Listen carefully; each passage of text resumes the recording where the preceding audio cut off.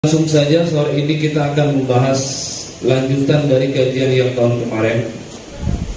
Di sini saya kasih judul kunci sukses menuntut ilmu. Kita kalau mau sukses dalam menuntut ilmu, ini ada kuncinya. Kuncinya ini. Kalau di dalam kitab taklimnya faslun fi ikhtiyaril ilmi wal ustadi wasyariki wastabat. Memilih ilmu, guru, terus memilih teman dan tabah dalam proses belajar mengajar.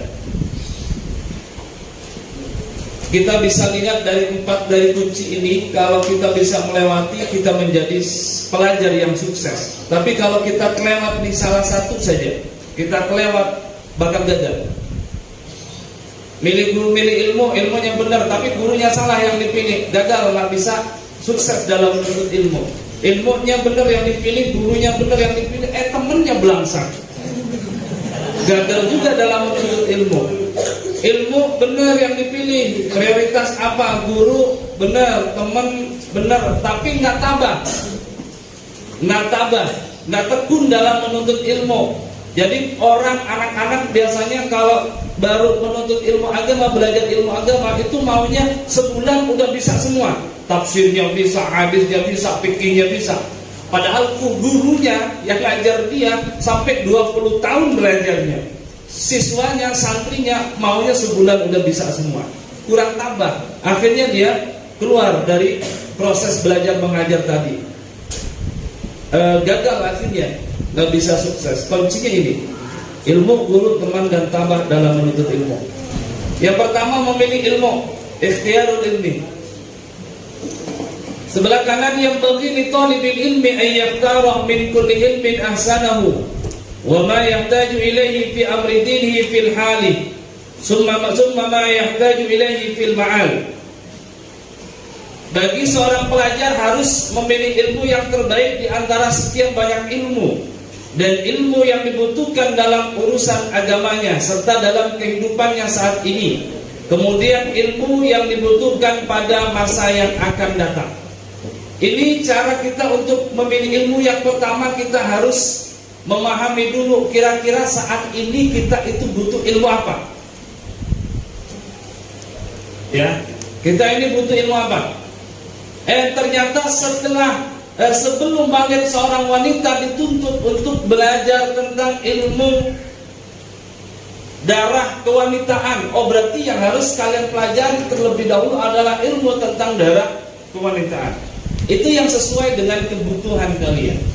Jangan sampai nanti kalian setelah keluar darah, kalian kaget, nangis manggil-manggil emaknya. Emaknya lagi masak di dapur, kalian teriak-teriak, mak, kenapa mak? Kok keluar darah? Gitu kan. Ada yang begitu? Yang ketawa kayaknya begitu. Kenapa? Karena ilmunya belum ada. Kalau ilmunya dipersiapkan, maka nanti kalian akan menjalani semua itu dengan tuntunan ilmu, dan tentunya nggak bakal kaget. Itu yang pertama. Kemudian wa yuqaddimu ala ilmi tauhid wa ya'rifu Allah Ta'ala bid-dalil. Fa inna iman al-muqallid wa in kana sahihan indana lakin yakunu athiman bi tarkil istidlal. Seorang pelajar itu harus mendahulukan ilmu tauhid dan mengenal Allah Ta'ala berdasarkan dalil. Karena iman orang yang taklid tanpa mengetahui dalilnya, sekalipun sudah sah menurut pendapat kita, pendapat ahli sunnah wal jamaah, namun ia tetap berdosa lantaran meninggalkan usaha mencari dalil. Kalian lahir kemudian tumbuh dewasa, yang dituntut pertama kali adalah kalian agar beribadah kepada Allah Subhanahu wa ta'ala. Karena kalian dituntut beribadah kepada Allah Subhanahu wa ta'ala, berarti yang pertama kali kalian harus pelajari adalah ilmu tentang ketuhanan. Dalam hal ini disebut dengan ilmu tauhid. Jangan sampai kalian memikirkan Tuhan yang kalian sembah itu macam-macam, karena tauhidnya belum kuat. Makanya harus belajar ilmu tauhid dulu. Kalau di kita kan masih ada yang belajar tentang wujud sifat-sifat Allah, yang akidah 50 itu. Wujud, qidam, baqa, mukhalafatul hawa. Bisa apa nasi hafal itu? Allah wujud, qidam,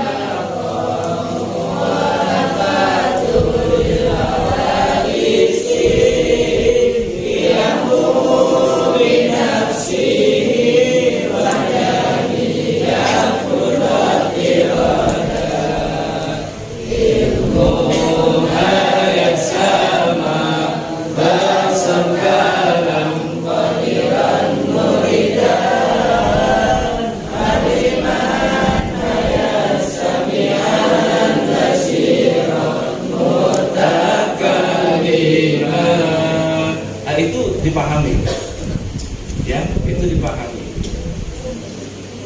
Karena itu dasar kita dalam ilmu tauhid. Kalau tadi ilmunya udah ketemu, ilmu yang harus kita cari adalah ilmu yang kita perlukan pada saat ini. Kemudian ilmu tentang tauhid. Sekarang setelah kita menemukan ilmunya, maka kita ada tugas yang kedua. Apa itu? Memilih guru. Jangan sampai milih gurunya salah. Ilmunya benar, gurunya salah. Emang ada Pak guru yang nyari guru salah, banyak nyari guru salah. Makanya ini harus menjadi perhatian kita. Amma ikhtiyarul ustad fayanbaghi an yakhtara al-a'lam wal awraq wal asanna. Kama ikhtara Abu Hanifah rahimahullahu taala hina idzin Hammad bin Sulaiman ba'da ta'ammul wa tafakkur. Dalam memilih guru, hendaknya yang dipilih adalah guru yang lebih alim. Kemudian nyari guru yang aura, paling wara. Wara itu menjaga, ya, menjaga diri dari halal haram. Itu namanya wara. Kalau haram ditinggalin, kalau halal diambil, itu namanya wara. Bukan dua-duanya sama-sama diambil. Yang haram kantong kiri, yang halal kantong kanan. Itu bukan wara. Itu yang kedua. Kemudian yang ketiga, usianya lebih tua. Contohnya di sini seperti Imam Abu Hanifah itu memilih gurunya Hammad bin Sulaiman. Ini setelah memilih guru Hammad bin Sulaiman, ini dilakukan setelah Abu Hanifah itu meneliti dan bertafakur. Jadi pilih guru itu begitu, nggak ujuk-ujuk pengen datang ke majelis taklim kemudian pengen berguru, nggak sesuai ditinggal, nggak begitu. Milih guru itu harus dilihat dulu, diperhatikan, kemudian diangen-angen. Oh, setelah dirasa semuanya cocok, baru kita masuk. Saling ketemu sama guru kita, sampaikan niat kita kalau kita mau belajar agama kepada beliau. Imam Abu Hanifah ini pendiri mazhab Hanafi, ya, pendiri mazhab Hanafi. Jadi beliau memilih guru namanya Hammad bin Sulaiman. Ini yang lebih tua, nanti di bawahnya. Wa qala rahimahullah wajadtuhu syaikhan waquran haliman saburan. Wa qala sabattu 'inda Hammad bin Sulaiman fanabattu. Kata Imam Abu Hanifah memuji gurunya. Aku dapati beliau Hammad bin Sulaiman adalah seorang guru yang berwibawa, murah hati dan sabar. Pilih guru harus begitu tuh kriteриanya. Jangan sampai guru jadi teman cita-citakan kita. Habis belajar, kemudian duduk bareng, cita-citakan. Harus wibawa atau harus berwibawa. Kemudian murah hati itu penuh toleransi. Jadi nggak galak-galak benar. Murid salah main dilempar ke jalan, nggak begitu gurunya. Tapi murid salah minta maaf, dimaafin. Besok salah minta maaf, dimaafin lagi.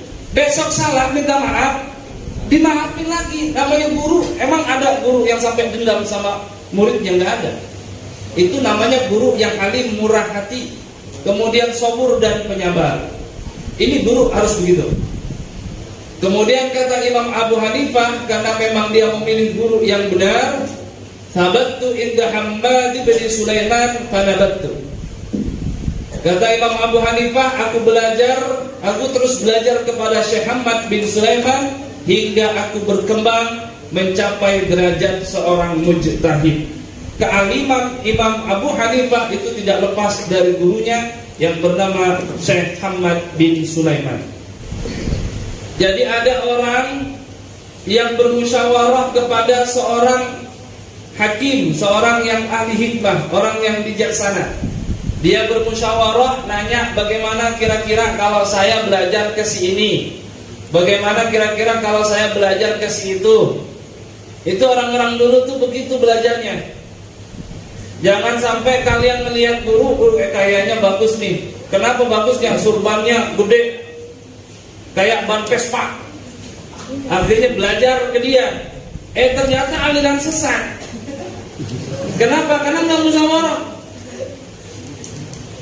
Kalian juga melihat orang pakai jubahnya licin misalnya. Kalian nanya, mantep nih, kenapa? Jubahnya licin, tangannya wangi. Iya, orang pakai parfum gimana nggak wangi? Kalian belajar, ternyata ajaran sesat. Harus musyawarah dulu. Kalian tanya, kalian selepas lulus SMP atau kalian mau pesantren, kalian tanya dulu ke guru kalian yang ada di sini, Kisi Bawe.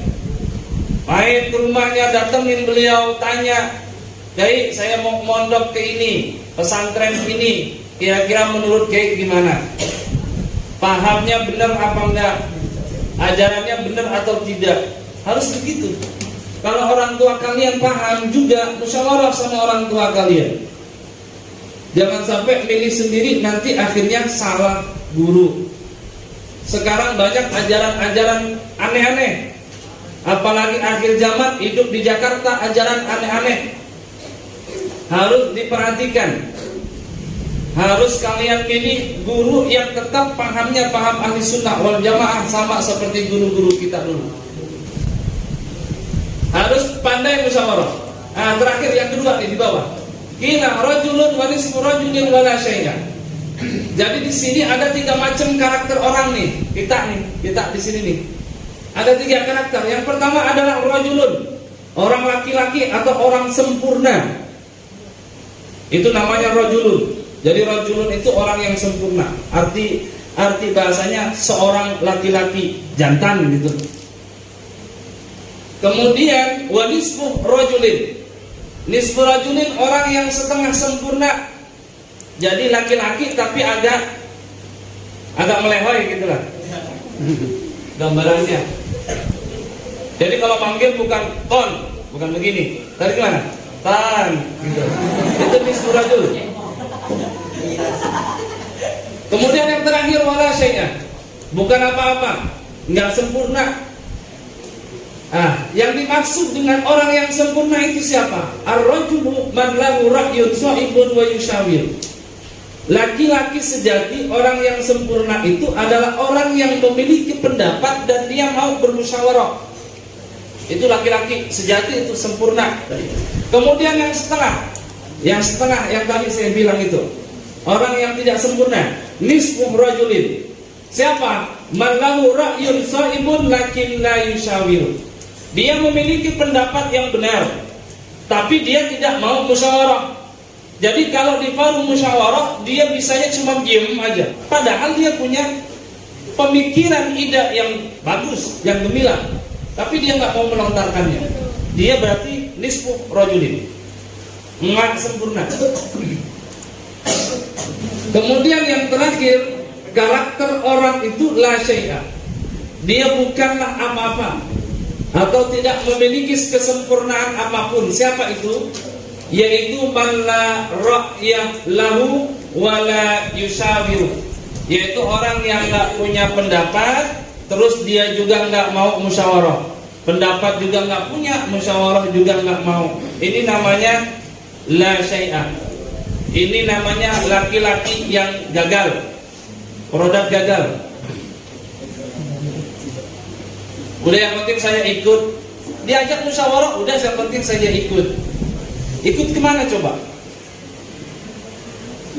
Laki-laki harus punya pendapat, berani melontarkan pendapatnya dan berani berargumentasi dalam musyawarah, itu biasa.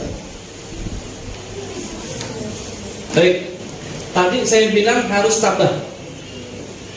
Milih guru harus hati-hati, makanya biar tidak cepat pindah guru, pindah tempat belajar. Kenapa? Alasannya ini. Kata Hakim, "Idza dhahabta ila Bukhara fala ta'jal bil ikhtilafi ila al-a'immah waqtud sahraini hatta tata'ammala wa tahtara ustadzan." Kata orang bijaksana yang tadi disebutkan oleh Imam Abu Hanifah, kalau kamu pergi ke Bukhara untuk belajar ilmu, maka jangan tergesa-gesa bolak-balik belajar kepada para ulama. Akan tetapi diamlah sekitar 2 bulan hingga kamu dapat berpikir dan memilih seorang guru. Fa innaka idza dhahabta ila 'alimin, karena bila kamu pergi kepada seorang alim, wa bada'ta bisabqi indahu, kemudian kamu buru-buru belajar kepada dia, baru bama la yu'jibuka dari siyatuhu, kemudian pelajarannya enggak menarik menurut kamu, fatatrukahu, maka kamu akan meninggalkannya, wa tadhabu ila akhar, dan kamu akan pergi kepada guru yang lain. Kenapa kita dilarang untuk buru-buru? Karena itu akan menyakiti perasaan guru kalian. Makanya di Jakarta rata-rata kalau anak-anak ngaji itu biasanya ikut-ikutan. Anak-anak ngaji Al-Quran, pokoknya pengajian-pengajian, ini ikut-ikutan. Kalau di Jakarta satunya tetangga teman main yang ngaji ke guru si A, itu biasanya nanti yang lain ikut semua. Kayak lebah. Sebulan 2 bulan, nah sebulan, seminggu 2 minggu, satunya berhenti semua. Ya begitu nggak? Itu Jakarta begitu. Kenapa begitu? Karena mereka nggak pakai milih guru. Emaknya juga kadang nggak tahu anaknya ngaji di mana. Kadang kan nggak tahu orang tua kita ngaji di mana. Harusnya orang tua yang memilihkan. Orang tua milih gurunya yang pas, yang tepat mana, baru dimasukin, dititipin. Jadi biar tak begini. Kalau sudah pindah, jelas. Kalau sudah pindah kita akan menyakiti perasaan orang lain, perasaan guru kita. Fala yubarak laka fit ta'allum, sehingga kita tidak diberkahi. Makanya kalian jangan heran kalau kalian belajar agama, belajar Al-Quran nggak bisa-bisa. Kenapa? Karena kalian nggak punya adab sama guru-guru kalian. Kalian masuk tanpa permisi, pulang tanpa pamit kayak jelangkung. Kalau masih ada yang merasa seperti itu, sekarang guru ngajinya masih ada, dulu pernah ditinggalin begitu, sekarang minta maaf. Biar kalian dapat keberkahan. Belajar Al-Quran padahal ada kuncinya cuma 3. Al-Quran itu kuncinya cuma 3. Tapi susahnya minta ampun. Lidah ini nggak bisa digerakin. Kunci Al-Quran cuma 3, kan panjangnya aja yang perlu kita perhatikan. Ada fathah ketemu alif, ada dhamma ketemu waw sukun, ada kasrah ketemu ya sukun, kan cuma itu aja. Kuncinya berapa? 3. Yang 3 aman, yang lain aman baca Al-Quran. Tapi kenapa kita susah baca Al-Quran? Yang panjang dipendekin, yang pendek dipanjangin. Ditanya, itu panjang apa pendek? Pendek Pak Ustaz. Ya pendekin, kenapa dipanjangin? Kenapa susah begitu? Barangkali karena yubarak laka fit ta'allum. Barangkali kalian gak diberkahin dalam mencari ilmu. Kenapa kalian gak pernah menghargai namanya guru? Kalian masuk ke guru, kemudian gak cocok, seminggu 2 minggu hilang tanpa kabar. Masuk lagi ke guru yang lain, begitu juga gak cocok, hilang tanpa kabar. Kadang ada ditegur sedikit, tersinggung, ditinggalin guru tanpa kabar. Akhirnya gak diberkahin. Makanya hati-hati cari guru. Kalau ada kalian yang dulu seperti itu, datang sekarang minta maaf ke gurunya, minta ridhonya. Kalau enggak, berarti kalian fala yubarak, enggak akan mendapatkan keberkahan. Itu dalam mencari guru. Kemudian walam bi anna sabra was sabata aslun kabirun fi jami'il umuri walakinnahu azizun. Ini kalian kunci yang ketiga. Setelah kalian milih guru, setelah kalian milih ilmu, milih guru, maka yang harus kalian lakukan berikutnya adalah sabar dan tabah. Kalian harus sabar sama guru. Harus sabar. Ketahuilah kesabaran dan ketabahan merupakan pangkal yang paling utama dalam segala urusan. namun susah sekali. Kalian ini setiap urusan mesti harus sabar. Ya, harus sabar. Kalian belajar Al-Quran butuh sabar enggak? Butuh sabar enggak? Butuh sabar. Dibentak-bentak sama guru kalian, tetap kalian ngikutin. Dibentak-bentak, harus sabar. Kemudian kalian belajar juga harus sabar. Belajar ilmu apa aja harus sabar. Harus sabar. Jangan sampai sehari udah pengen tahu semuanya. Nggak mungkin. Nggak sabar di situ. Harusnya sabar. Di sini ada syair, likulli sya'bil ula harakatuh walakin azizun fir rijali sabatu. Orang itu semua pengen jadi orang yang mulia. Coba saya tanyakan yang hadir pada sore hari ini, ada nggak kira-kira yang mau jadi orang belangsak? Ada ingin jadi orang yang celaka? Ada yang mau jadi orang miskin? Cita-citanya saya cita-cita saya pengen jadi orang miskin gitu misalnya. Nggak ada, pasti semua pengen mulia. Semuanya pengen mulia. Tapi jarang orang yang mau sabar dan tabah. Ya enggak? Jarang orang yang mau sabar dan tabah. Saya bacakan syair ini aja nih. Syairnya Sayyidina Ali karramallahu wajhah. Apa kata Sayyidina Ali? Ala la tanalul ilma illa bi sittatin sa'umbika an majmu'ina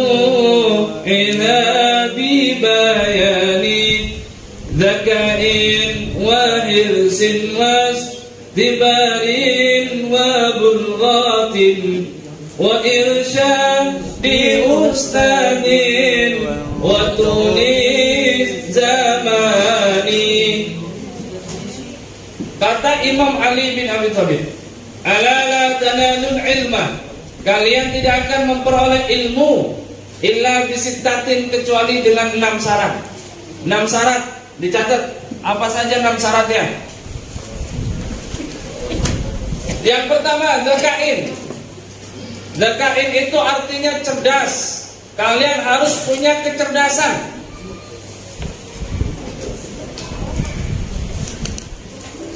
Kemudian yang kedua, berkeinginan kuat, hirsin.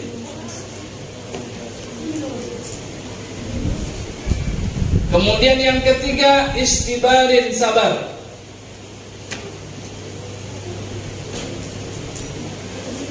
Yang keempat, bulghatin.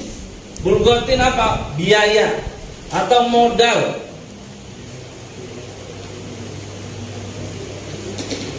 Yang berapa itu? 3. Yang keempat, irsyad ustadin, bimbingan guru. Waktu di zaman dan waktu yang lama.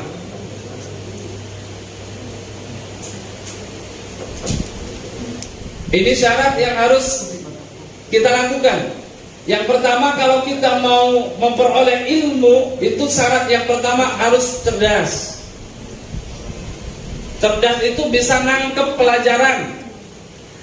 Kalau otaknya licin alias tumpul, itu susah. Modal pertama harus cerdas. Kemudian modal yang kedua, hirsin.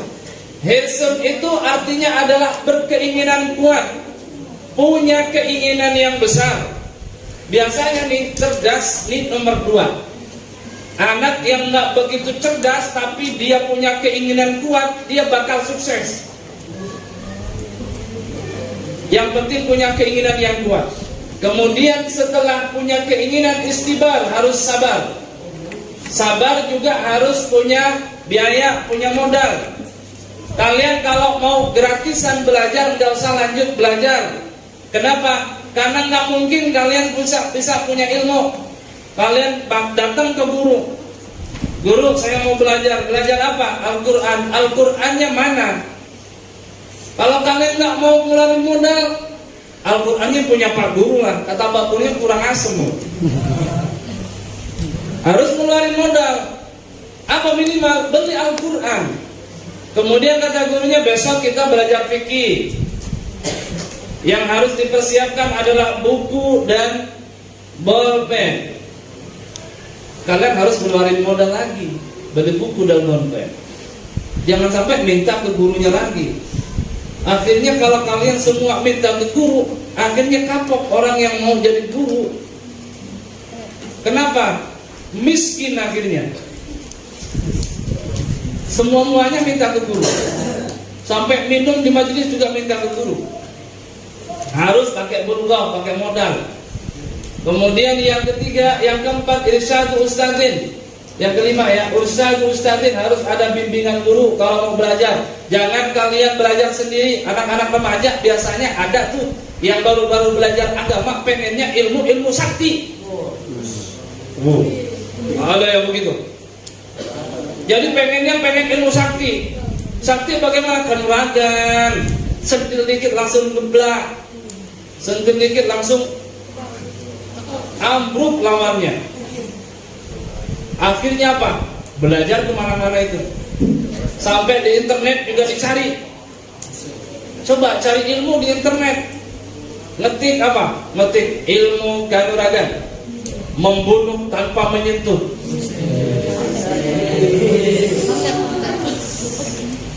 Akhirnya ada ajiannya di internet, dipelajari, dibaca, diamalin. Ternyata apa? Gila. Kenapa nggak ada gurunya? Harus ada bimbingan guru. Ada juga kadang yang pengen nyembuhin orang kesurupan, anak-anak muda, kan kelihatan keren tuh. Apalagi sekarang di YouTube itu banyak yang dipublis di situ. Jadi orang-orang yang lagi ngobatin kan keren, narik juga, langsung sembuh gitu kan. Itu kan anak-anak sepantaran kalian biasanya suka kaget melihat begitu. Keren ya, pengen belajar seperti itu. Akhirnya belajar. Malah ada yang kesurupan beneran tetangganya, diobatin. Bukan tetangganya yang sembuh, kalian malah juga ikut kesurupan. Kenapa? Karena gurunya, bimbingan gurunya kurang pas. Kemudian yang terakhir adalah tulus zaman. Tulus zaman adalah waktu yang lama dalam belajar, nggak bisa singkat. Harus lama dalam belajar. Baik, memilih teman. Nih, milih teman nih. Kalian kalau tadi ilmu sudah benar kalian pilih, guru sudah benar kalian pilih, kalian mau sabar mau tabah. Tapi teman kalian salah, kalian pilih teman. Kalian bisa hancur. Di sini disebutkan wa amma tiyarus syarik, memilih guru, memilih teman. Fa bagi ayat tara al-mujidda wal wara'a wa sahibat tab'il mustaqim al-mutafahhim. Kalian harus memilih teman, harus memilih teman yang tekun. Milih teman malas jangan dipilih kalau teman malas. Harus milih teman yang miroi, menjaga dari perkara haram dan syubhat. Biasanya kita kalau nyolong mangga atau nyolong jajan di toko itu karena diajak teman, biasanya begitu. Kita jalan pulang sekolah, kita haus, nggak punya duit. Kata temannya, tuh warung kayaknya nggak ada yang jaga.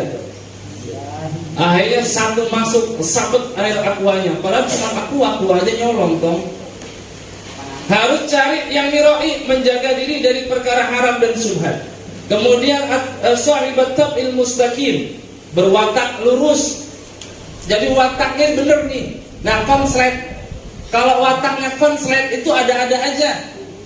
Orang lagi belajar malah tidur.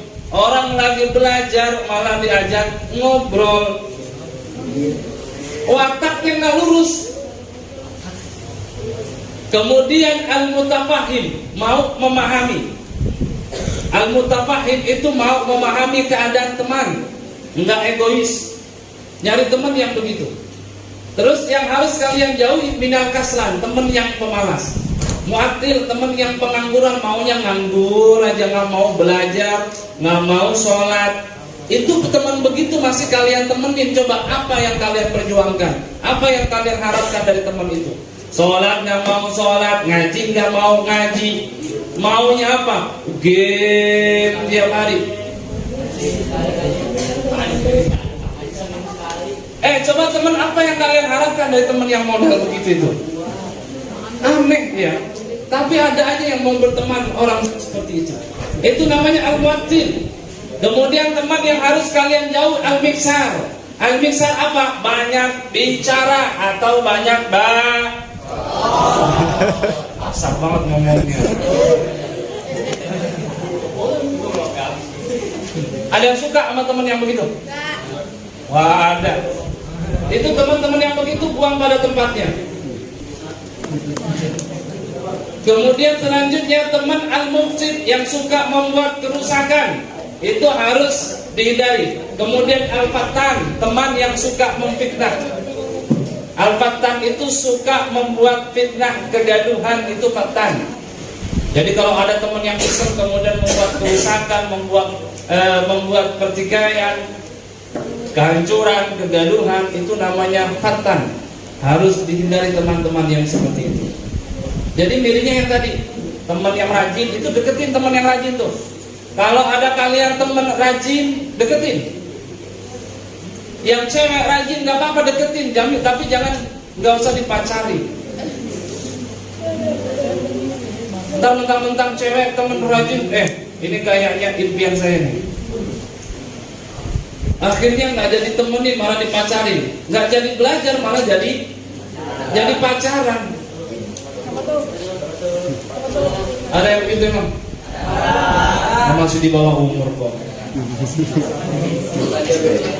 Paling masih cintanya cinta monyet. Ketemu senyum-senyum sendiri. Ada lagi yang parah, ketemu malah ngumpet. Ada yang begitu?